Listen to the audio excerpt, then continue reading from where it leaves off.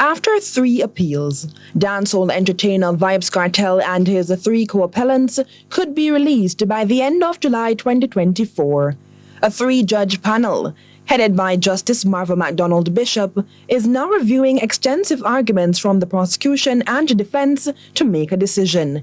Defense attorney Alessandra Labeach is suggesting a starting point for the deliberations. We urge the court to start with the constitutional considerations. This is seconded by Isat Buchanan, lead attorney for Adidja Vybz Kartel Palmer and Sean Campbell. There was a breach of the fair trial right, which was the central issue of this case, and whether or not the court can order retrial in the circumstances. He is also drawing attention to the Supreme Court's backlog of cases, warning that a retrial of Kartel's case could further strain the already overwhelmed system. We have at least 744 cases this term alone at the Supreme Court where these persons either need to be on bail or want their matter pushed forward. If the court has to push back, those persons are going to be in a position where they'll be crying to the court about delay.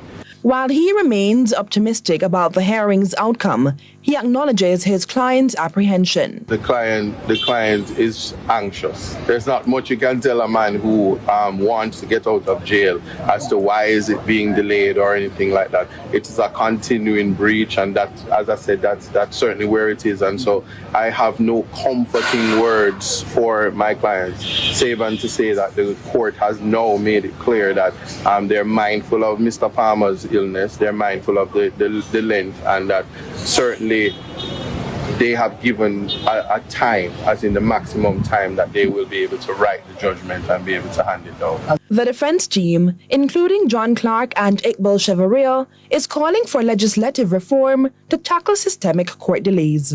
The prosecution, headed by acting DPP Claudette Thompson, refused to address the media, but cemented their position in court, insisting that due to the severity and prevalence of murder, the men should not be released. The quartet is accused of killing and disposing of the body of Clive Lizard Williams in 2011. Natalia Clark, CVM.